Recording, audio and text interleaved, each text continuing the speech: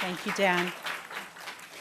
So this year, my first, the theme for MCSI is technology or technology changes. And even though I do study YouTube and feminist online teaching, the focus is not, of this year's programming, is not on the digital alone. Although, of course, it is hard to avoid the digital as much as one might want or try to. Rather, our speakers will be working with a more capacious definition of technology that I used to both find them and ask them to frame their conversations with us. And I quote, I said, think about technology as things people make and use to improve their experience and world. From the wheel to the iPhone, some see the invention and use of technologies as forces towards humans' liberation or equality, while others understand technologies as reinforcing divisions in society. Does our understanding of who owns, builds, sells, and uses technology allow us to better understand how it shapes us as much as we shape it? So I just wanted to say, if you're interested in thinking about that and participating in the conversation this year, first we'll have this inaugural event, but I wanted to point to you another event in the fall, which will be on November 15th, which is a networking event for anyone in our community interested in thinking about women pedagogy and technology at the Claremont colleges, and also really about the experience of underrepresented populations more generally within STEM or STEAM, depending on how you think that. And you'll see that that day has a really exciting group of panelists from across our consortium talking about wonderful efforts that are being made to think about teaching and technology and access. So I invite you to that, and it is also an event that part of it is public and part of it is by RSVP. And then I wanted to also alert you to our speakers, and you can find this online, it's just there for you if you're interested in looking more closely. But we have a full and exciting slate of speakers coming in the spring. And for those students in the room, and I'll sort of scroll down and you can just whet your appetite. For students in the room, you can take a class where every week one of these incredible professors and artists and activists from around the world come and teach you about how they think about technology. And again, that is something you need to apply for. So if you want to be part of that conversation, please go back and look at the series and join us. Before I move forward to introduce our speaker, I wanted to thank a few people. And as everyone knows who does any kind of organizing on college campuses, these things do not happen without the vision and help of a lot of people. And first, I really do need to thank Dan Siegel for producing the possibility for this at our college and for his leadership in that effort. And so I take it on in the shape that you've produced it gladly, and thank you very much for the opportunity. I also wanted to thank my colleagues in the communications department who make all of these wonderful signs and invitations, and a lot of hard work goes into thinking about their design and also into getting them out to get them here. And most importantly, I want to thank Evie Casanova, who's not here because she just had a baby named Jace, and she has just been an exceptionally important staff member in relationship to making this occur. And so we wish her the best of luck with her child and her maternity leave. And I thank her very much for her hard work. So the plan for today is that as soon as I sit down, Professor Nakamura will speak till 5 o'clock. I understand there's a number of freshmen in the room, and we are so glad that you're here, but that some of you may need to leave at 5, and it is absolutely okay if you do that, if you need to go someplace else. But there will be a Q&A at 5 until we're done, which can go as long as till 5:30. At 5:45, many of you will be going to the Atherton dinner, and you can walk over there afterwards. There are also books for sale while you're mingling and potentially talking to Professor Nakamura in the lobby. But with no further ado, it is my great pleasure to introduce Professor Lisa Nakamura, who is Professor of American Culture and Screen Arts and Culture at the University of Michigan in Ann Arbor. Until recently, she was the director of Asian American Studies program, as well as the professor of Communications and Media Studies and Asian American Studies at the University of Illinois, Champaign-Urbana. She received her BA from Reed College and her PhD in English from the Grad Center of the City University of New York. She's the author and/or editor of 4 seminal works in critical internet studies as it intersects with, opens up, and radicalizes itself through encounters with race and critical race studies. These are Digitizing Race, Visual Cultures of the Internet 2007, Cybertypes, Race, Identity, and Ethnicity on the Internet 2002, and her co-edited anthologies, Race in Cyberspace 2000 and Race After the Internet 2011. Her new writing focuses upon massively multiplayer online role-playing games, transnational racialized labor, and avatarial capital in a post-racial world. And if you don't know what avatarial capital is or a post-racial world is, Google that when we go home. It's really important and exciting ideas that she's working through. But before this talk today, I had the distinct pleasure of seeing her engage more intimately with 2 groups of our students, where she first shared her essay, Syrian Lesbian Bloggers, Fake Geishas, and the Attractions of Identity Tourism, with students from Todd Hanma and Kathy Yep's Asian American Studies course, Community Studies. And in that dialogue, she was talking with maybe 45 of our students. And then she chatted even more informally with my Media Studies Senior Seminar students about her essay, It's a Nigger in Here, Kill the Nigger, User-Generated Media Campaigns Against Racism, Sexism, and Homophobia in Digital Games. In these instances, I saw Nakamura in action, looking at some of the worst internet behavior with the best of eyes, a keen critical eye with deep clarity and perception.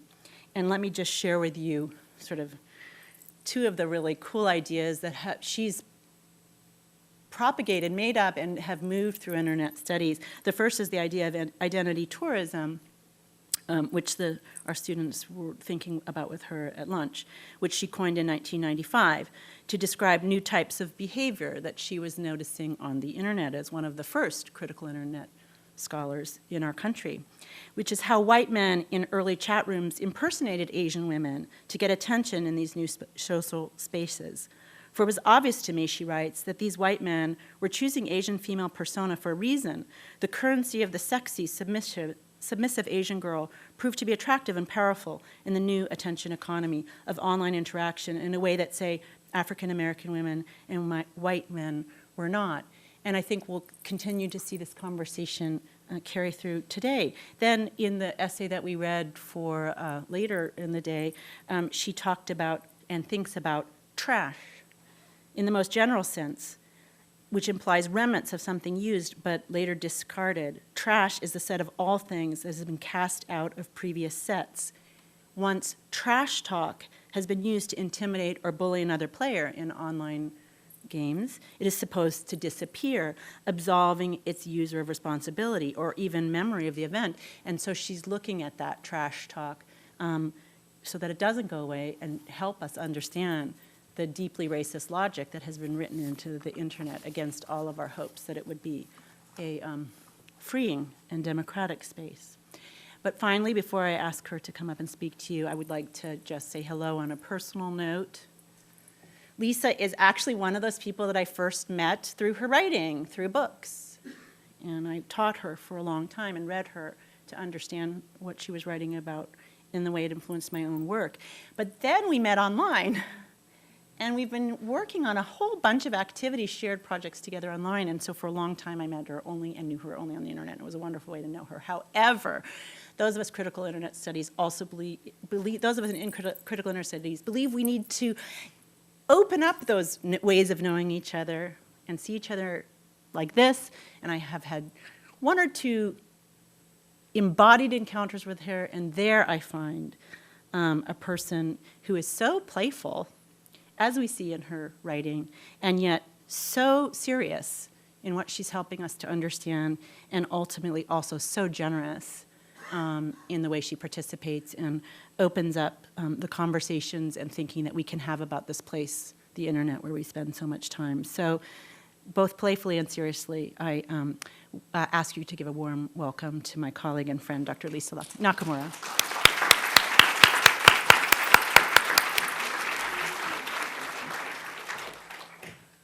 Well, thank you for that lovely introduction. I'm kind of short, so I'm going to move closer to here. That was really beautiful. And something I'm really glad about, something I'm really enjoying here is that I went to read, as Alex said, and this reminds me so much of that. I mean, the kind of community you have and the incredible kind of thoughtfulness of the students and the seminars you have. It brings it all back. It's really great. I wish you could be in college again. But what I'm going to be talking today is the issue of racial shaming, or actually shaming generally on the internet. So does anybody here feel that they've been shamed on the internet? Like embarrassed or exposed or made fun of or bullied or seen someone else getting shamed on the internet? Well, okay. So the internet is kind of a machine for shaming because it is a publicity tool. It's a media that is about dissemination. And so I'm going to be talking about the idea of the viral, which you might have seen circulated in media studies, the idea of viral media, and trying to unpack that a little bit, because viral is often a term that's recuperated by the media industries as something everybody wants to do, but no one knows how. Right? If I could bottle that, I could be famous and rich. If I could find a way to reduplicate Keyboard Cat or Dancing Baby, or, I mean, what are your favorite memes? Can you think of any that you like a lot? Grumpy Cat.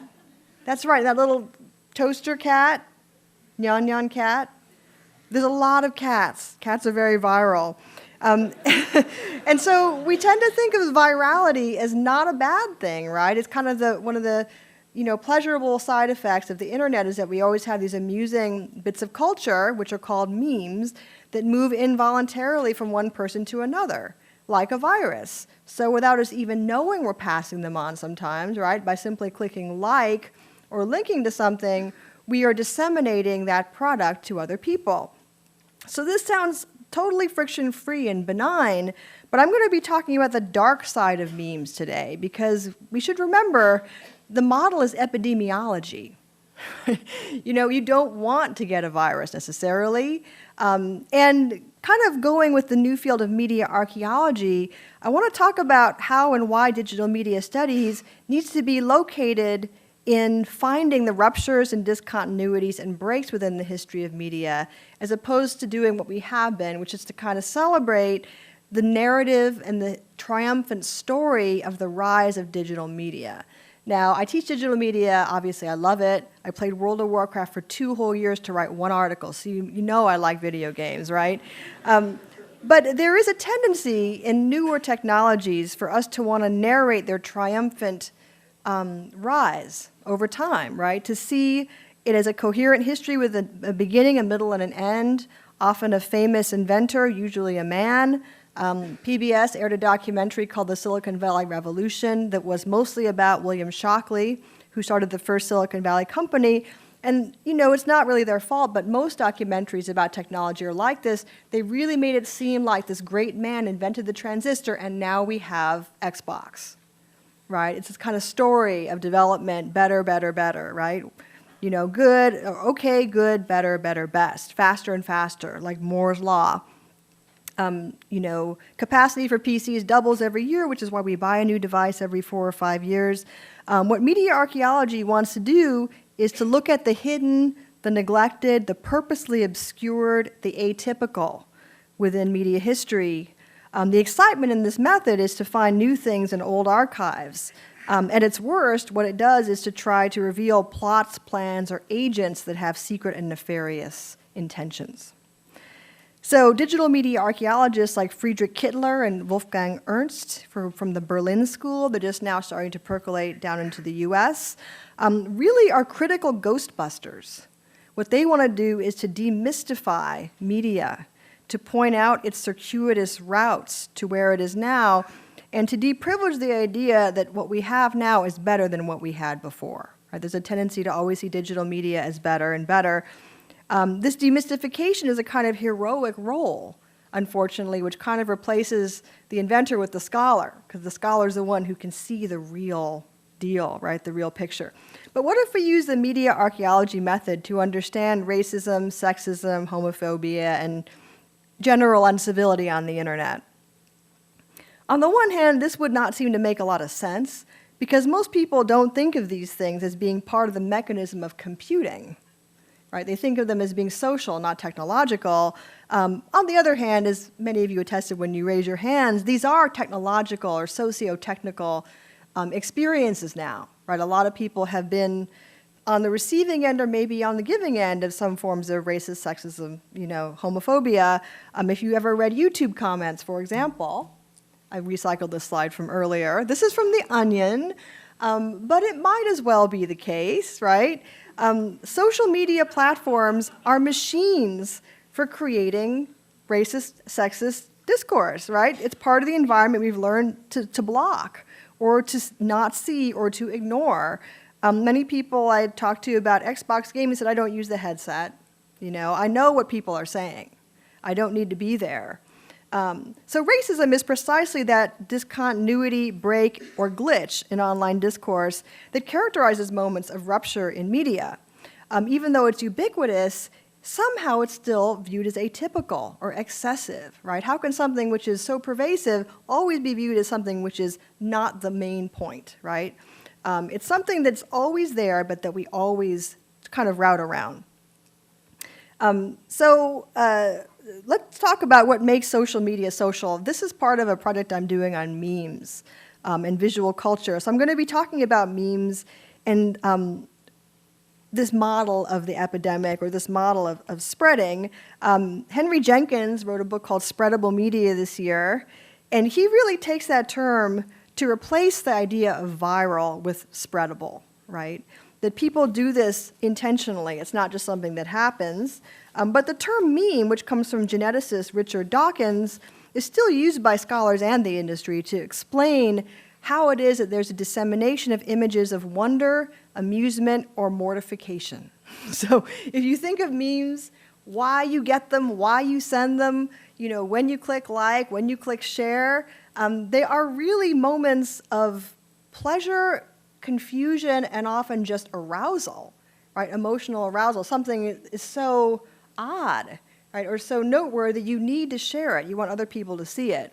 So sites like Reddit, Imgur, those are the factories that feed Facebook and Twitter. A lot of these things start out there. So I'm going to be talking a little bit about virality in terms of one case study, which people might have seen.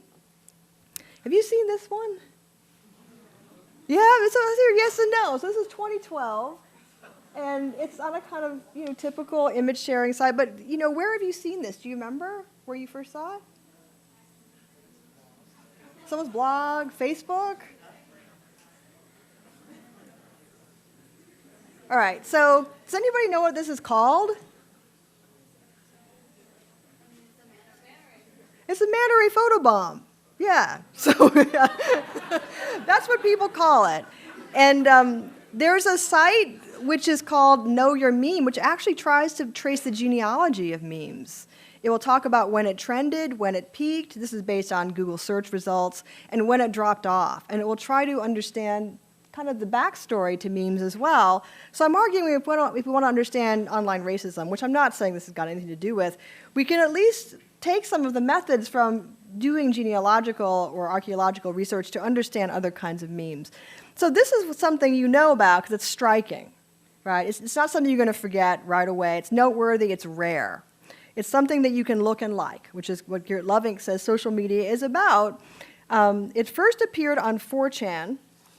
It's a humorous image, obviously, but I'll tell you a little bit of the story about it. So this was taken 6 years ago on a trip to Cayman Island at a place called Stingray Island, not surprising.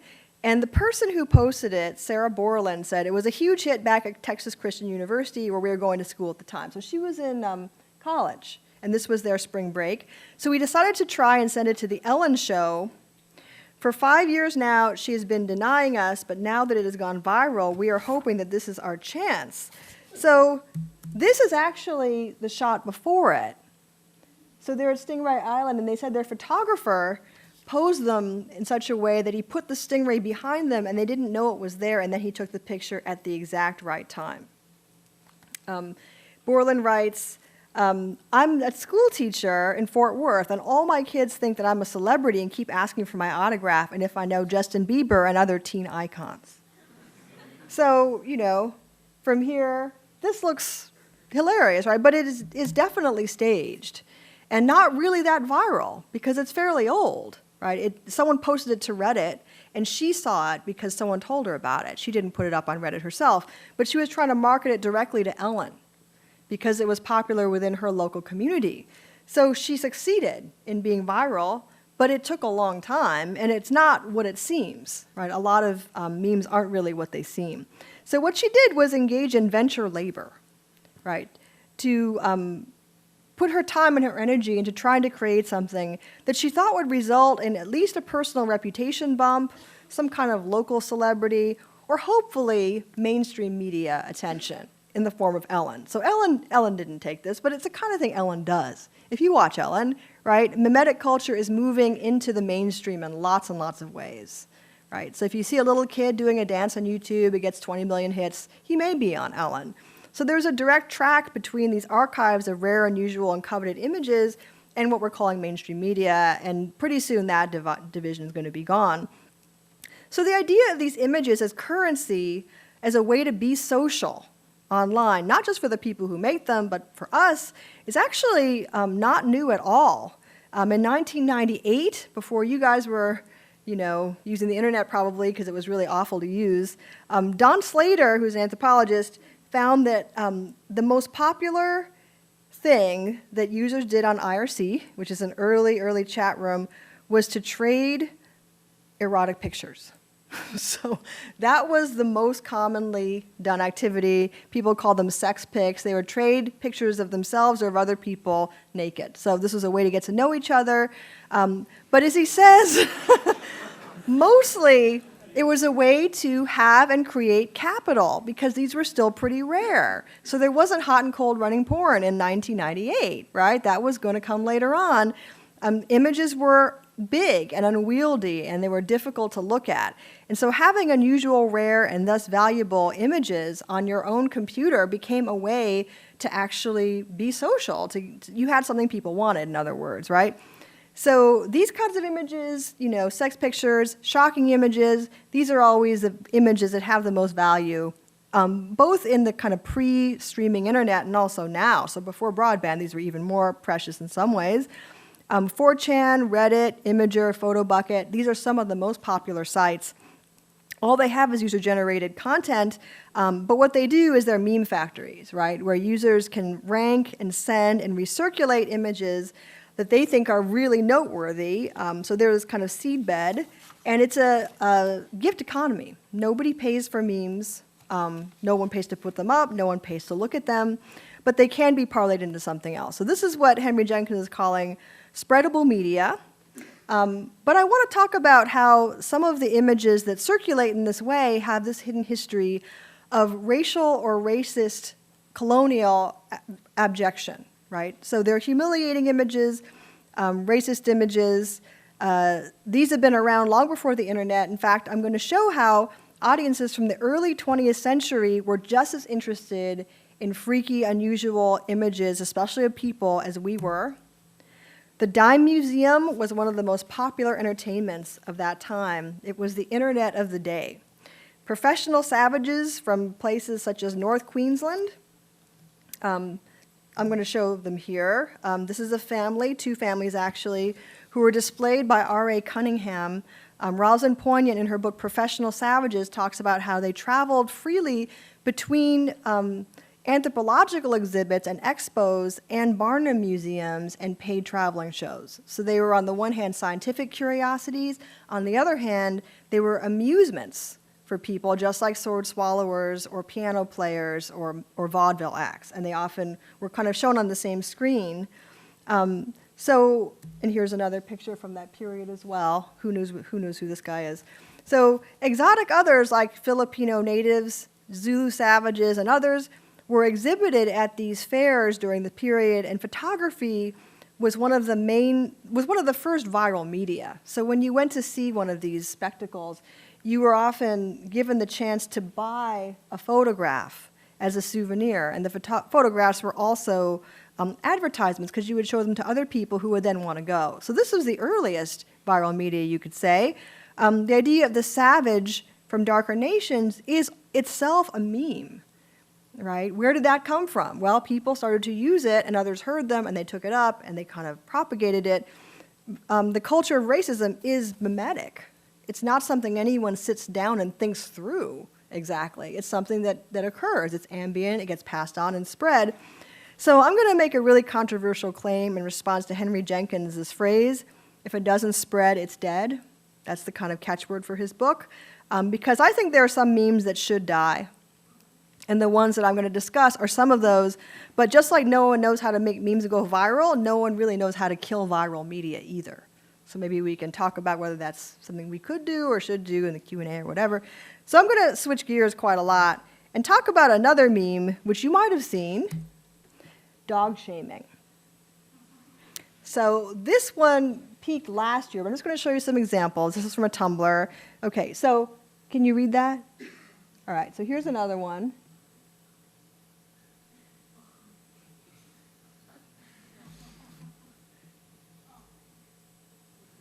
Yeah, I know, these are cute. And so here's the metric on dog shaming. It really hit at the, midsummer of 2012, and it's kind of dropped off since. So there's still some dog shaming going on, but it's a little over. But what it did do is give rise, because it's mimetic, right, it gave rise to lots of other examples. Someone tried to do cat shaming. There's some cat shaming. I don't know if cats can really be ashamed. It doesn't seem to make any sense to me. But here's an example. And eventually, somebody made this. So if you're an English student, you kind of feel this, right? And here people have changed, they've kind of hidden their identities because there's a lot to be lost if you really admit this about yourself. So you can just see their face. This one I think is great. This is really great because this is what memes are, like what these people are doing with their signs. Either they make it for the dog or they make it for themselves. They're participating in a visual trope, right? This is a meme that got picked up and carried across different places, people, and situations because it transfers well, right? So this is itself a trope, this kind of signage and then confession and shaming. Right? Though, as we know, dogs can be ashamed, cats really can't be ashamed. Grad student life is based on shame, as far as I can tell. So, but there's some worse instantiations of this, right? So this is where the archaeological part, I think, is kind of useful. Shortly after that, the child shaming meme broke out. This was earlier in 2012, so there's probably some influence between these, right? The child shaming meme was started by Rashonda Billingsley, a mother who punished her daughter by posting the following picture to the child's Facebook. So while the child shaming and dog shaming meme show photographs of unwilling or unknowing subjects with the paper sign confessing the crime, shaming them, the visually networked shaming of children and dogs was preceded by even more disturbing ones. So we can talk about Rashonda Billingsley more if you want to, but I'm just going to skip ahead if you can see this, right? And there's been other examples of this. So people who make their daughter post some kind of confession about, something they've done, and then they put it up on their Facebook. One man took his daughter's laptop and shot it with a gun, and then put that up on her Facebook, right? But this one's interesting because it looks so much like the others, but it's obviously terrible. So I'm going to talk about this image.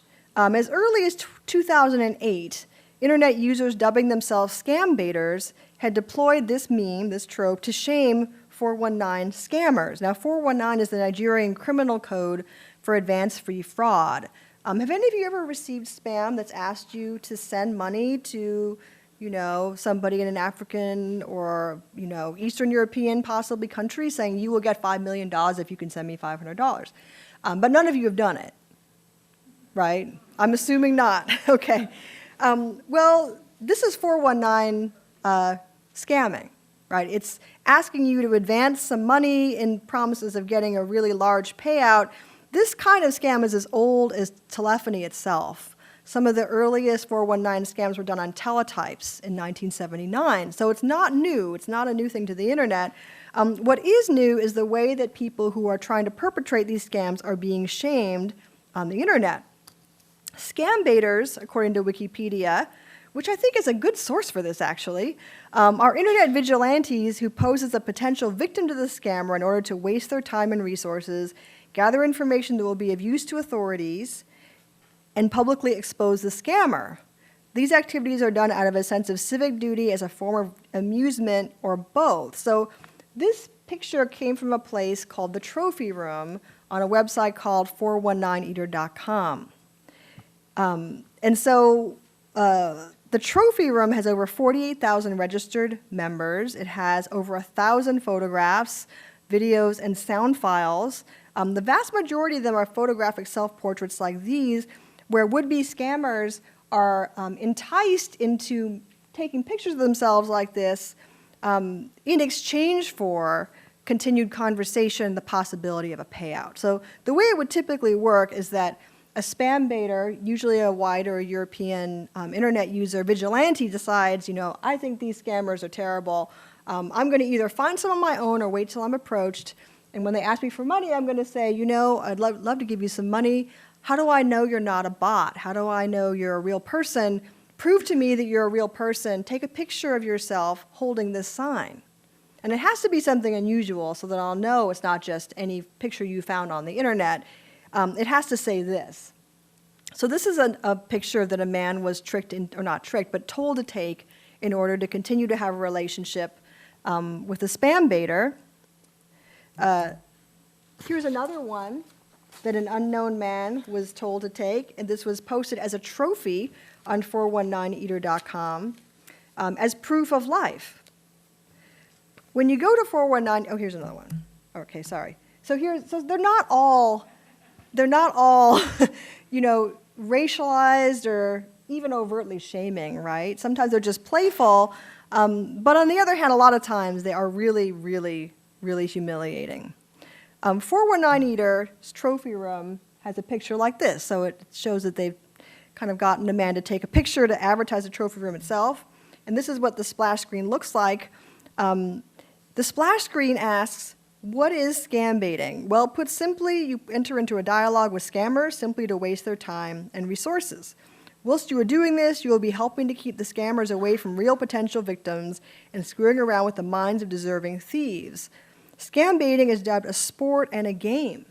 An appropriate punishment, it says, even if you are a newcomer, much fun can be had, and at the same time you'll be doing a public service. So 419eater is the largest scam baiting site on the internet. It was started in 2003. So it's been in existence for a really long time.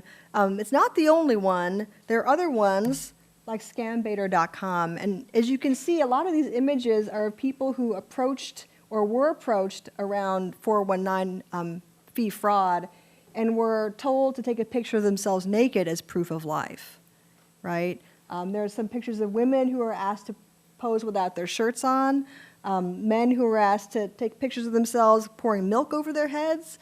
A common trick that scam baiters use is they'll say, I'm a member of a church and we want to give you money for your mission and I want to help you, but our church believes in milk baptism. I want you to take pictures of yourselves baptizing yourself in milk so I know you're serious, and we'll use it in our promotional material. So you see lots and lots of milk baptism and lots of drag. A lot of men asked to wear women's clothes or to dress in some other way. And I'm going to show you some examples that show all of these things. And here's another one, 419 baiter, and there's another woman who's been enticed, tricked, asked to pose for this without any clothes on. 419eater is a close-knit, really active community. They have FAQs, tutorials, legal advice, and sample letters that would help would-be scam baiters lure their victims into producing these kinds of pictures. In 2006, Wired magazine wrote a really admiring article describing their work, noting that the site's founder, a British man who goes by the pseudonym Shiver Me Timbers, started it in 2003. So in this magazine, in Wired, they really celebrate how creative this is, that users are policing the internet and protecting it from scammers on their own time, right? They're doing it as a sport or as a kind of philanthropic thing. They advertise a mentoring program in 419 Eater to help people learn how to do this effectively, but the link was dead. I clicked it just to see if someone would mentor me, but no one would. Also, some people have been tricked or asked to give themselves tattoos as proof of their sincerity. This one says, "I give BJs." A scam baiter demanded it as a proof of good faith.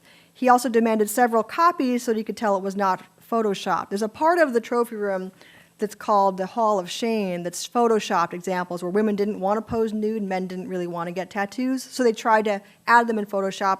Often they're not very good. So with this one, the person who was a scam baiter said, "I could really see the blood in this one. I knew it was real." Okay. So I'm going to show you a video clip that also appeared in the trophy room. So here we go. Let's hope it works.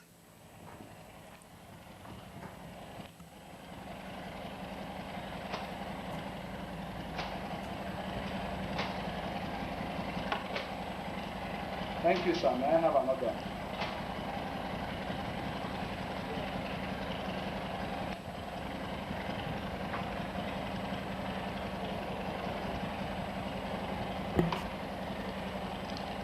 Thank you, sir. May I have another?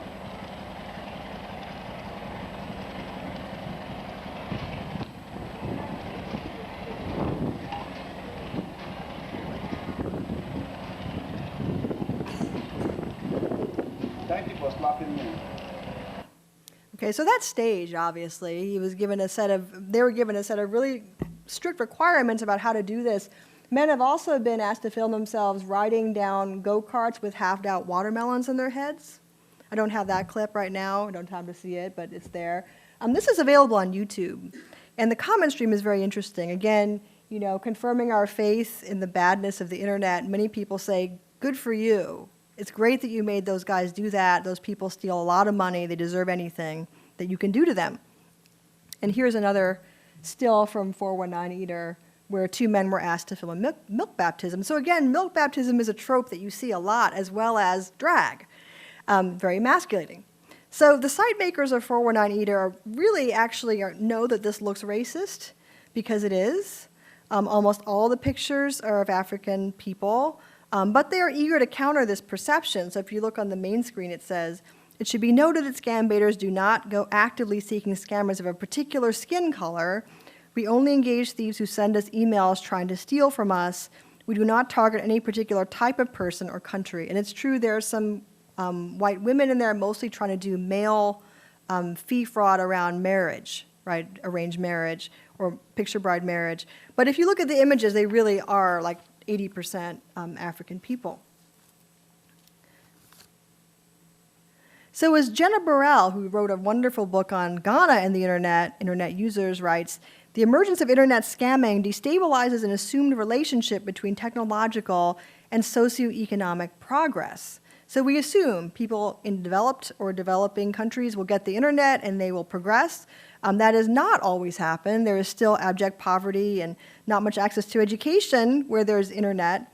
And the internet users she interviewed in Ghana often admitted to having tried these scams using photographs, fake ID cards, webcams, and that what they were doing was to try to create an image of an African that would meet a foreigner's expectations in ways that would give them a strategic advantage. So if they wanted to go to, say, technical school to learn programming, they would say that there had been a famine in their village and they needed money so that their daughter or child didn't starve, right? So they were kind of creating or confirming the notion of the starving and backward African to get what they thought Americans had to give them, which was that kind of aid. To say that you want to go to technical school, they figure nobody wants to finance that. So the Ghanaians Burrell interviewed valued and used the internet because they wanted to connect with better resourced Westerners. In that context, it's not seen as a bad thing necessarily to ask for small loans of money and they expect they will give them back to you. But many of them see it as a bargain that's being played out, right? That scamming is a weapon of the weak. It's a tactic made as part of a bargain between poor vigilantes and less poor vigilantes, right? That both are poor in some way, neither are rich, but they're trying to use each other to get what they can. So What the scam baiters want is amusement, right? And social currency, they want to make funny images, weird images. What the people they're talking to want is some form of help, right? Some assistance. And often the Ghanaians that Burrell talks to said the reason they think scammers do it is that they want to go to the U.S., but they can't afford to. So this is one way to get resources out of the U.S. Okay, so here's a picture that appeared on a website called Whackbag. Like, there's so many of these image websites. In 2007, well before dog shaming. And it's another trophy photograph. I've seen it many places. I saw it on F is for Funny, Jaw Drops, and Harmony Central, which is actually a music forum. And this one's been discussed by lots of people. So I'm going to talk a little bit about this one. This is a copy of this from Harmony Central. And it says, "Caption this photo, please." As I said, this appeared in the trophy room, and it was an example of a picture that people were asked to take. So you can see, like the other one, they've got pickles in their mouth. That's a trope that people like. Women's clothes, like bras. Something on their head, I don't know what it is. The other one had something on the ears, too. So this one really is circulated. So here's another copy, Tickle My Pickle. And in the comment streams, people are just, stunned by it, right? That's why they keep on liking it and recirculating it. They want to know what it is. Most people have no idea. Then somebody will explain, oh, there's something called scam baiting, and that's what these guys have been tricked into doing. But what you see here is really what looks like the classic African primitive. This meme of primitive Africans has traveled from artworks, advertising, film, before it found its way onto here. So having tattoos that feature demeaning slogans, slapping each other with fish, this fits into the idea of savage or nonsensical behavior that American and European patrons expected from natives in the early 20th century. So it's no new thing for audiences in those countries to view subaltern people, right, people from places that are seen as primitive as performers or as spectacles in some ways. This one, I think, is different because this is viral.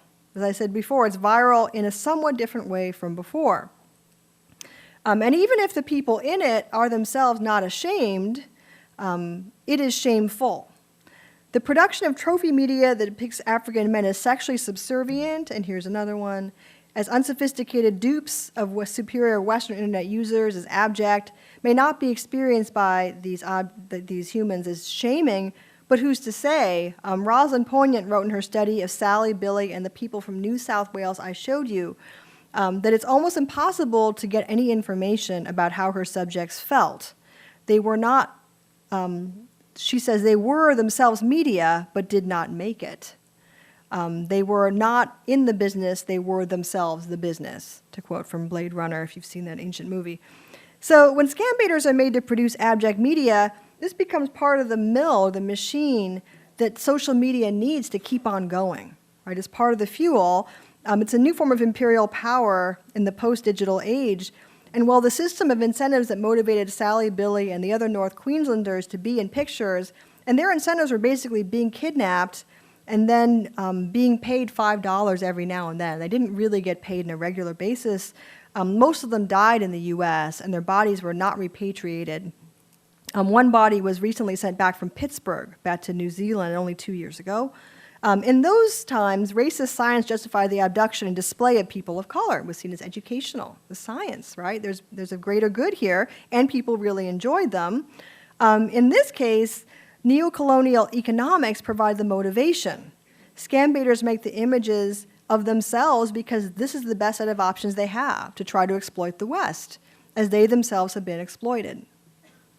Now, I'm not saying that 419 fee fraud is not a serious thing. It's a really serious thing.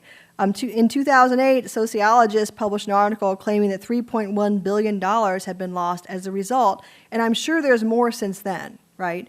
Part of the problem with advance fee fraud is that it's damaged the reputation of Africa as a whole.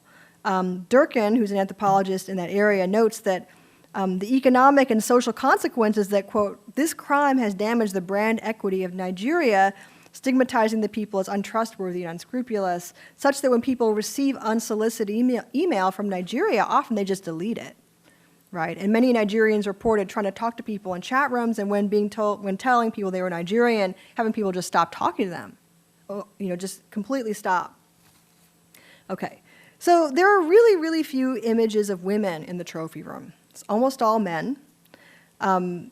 This isn't really surprising in some ways because in Africa, the digital divide between women and men is so extreme, it's been called the second digital divide by Intel. Intel commissioned a big study in 2013, very recent. They found on average 23% fewer women than men are online in developing countries.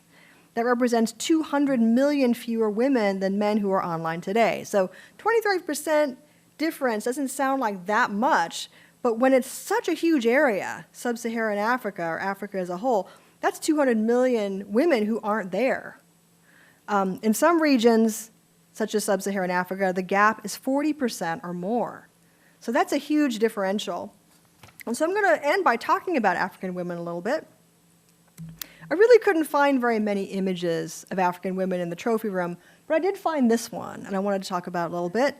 Well, most of the other images share this trope of men in abject positions wearing fruit or vegetables, kind of like in Carmen Miranda kind of movies, outlandish costumes, women's bras, women's underwear, performing nonsensical acts, engaging in fake religious ceremonies, in other words, being fairly emasculated. This one stands out in its really frank and honest depiction of how the traffic in mimetic digital images on social networks really works. In other words, this is how the sausage is made, like if you want to know. This image didn't go viral. It wasn't like the one with the two guys holding the other guy and the pickles. This one I've only seen here because it fails to meet any of the requirements of viral media. What it does is attest to the power of the meme to visualize an intensely unequal power relationship. It's not viral because it's not shocking, it's not noteworthy, it's not funny, it's not surprising, it's just sad. So what it says here is, I will do everything that I am asked. As Kara Keeling has written, the Afrofuturist movement is a response to catastrophe. It's a post-apocalyptic way of thinking, the catastrophe specifically of slavery and later of neo-imperialism. Africa is part of the traffic in memes, but as is the case with coltan, which you may or may not know is what we all have on our bodies right now. It's a mineral that's essential to produce mobile phones. These images are extracted as resources, but do not produce value in their own context. Most of the coltan in Africa leaves Africa. Most of these images are not used in Africa. People who read those boards I showed you found those images hilarious. They thought they were the funniest things, and they loved them. They sent them, and they became very viral. However, I don't think this image or the other ones work the same way in African image boards. From what I can tell, they don't. Africa has its own viral media. Makmende, if you heard, is a good example. But this isn't it. So Africa's role in these viral images, at least, reflects what Burrell calls their disadvantaged position within society and the world, using the very representations of Africa defined apart from and against them by hegemonic forces. So to step back a little bit, we need a social media ethics that acknowledges the conditions of production of memes and their operation within an attention economy of racial abjection. So how do you get people's attention when everybody wants everybody's attention, right? Doing something shocking, unusual, or really, really surprising is one way to get everyone's attention. And as we were discussing earlier in our class, usually using racial epithets is the nuclear option. If you want someone's attention, that's a way to get it. Media scholarship needs to explore the genealogy, distribution, aesthetics, and that's what I was talking about today, like mainly what these images look like and why, right? Where are the traditions visually that made these individuals want these images to get made, right? Why do they look this way?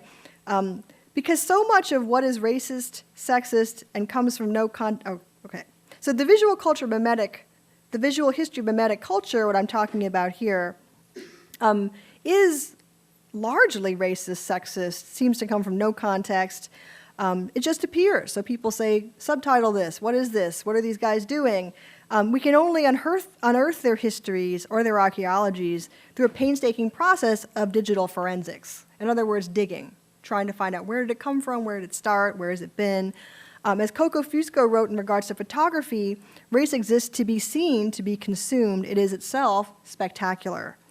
As we move, or have moved already, from paper to screens, the origins of these images matter even more, for they wander more radically out of context than their predecessors did. So to go back to the viral image, you could be giving someone a cold, or you could be giving them the plague, right? You really don't know. That's how viruses work. You don't know you have it, you don't know what it is, and you don't know who you're giving it to. And that's how memes are working right now on the internet, right? We click like, share, but we really don't know much about where these things come from. Racial violence is the foundation for this mimetic culture. As it was for the Antoine Dodson auto-tune, which I don't have time to show, but you probably know about it already. I showed it a little before. Or the Sweet Brown music video, auto-tune. Did you see the Sweet Brown auto-tune one? Anybody got time for that? Right. Okay. Great example. Thank you. So these became popular and they became viral because they are remarkable. I mean, it's quite an accomplishment to sync up the sound the way they do, and the music is very good. But they are, in fact, spectacular images of people of color, often queer men, or men made queer, in this case, by the image economy of scam baiting. They end up in a trophy room, right? And the idea of a trophy is really salient here. There were just a few commenters on these image boards where the pickle and diaper image appeared who protested, "This is racist." Most, however, gloated at the just and proper punishment of would-be scammers. They said, "This is hilarious. This is the greatest thing I've ever seen. This is the best way to punish these people." A digital media archaeology that would investigate or at least acknowledge the conditions of racial coercion and enforce primitivism that produced the trophy room and the pictures would at least give us as viewers a chance to reflect on what the like or share button really does, how it performs race and gender in the late age of capital, and the social networking economy that gives rise to it. Thank you.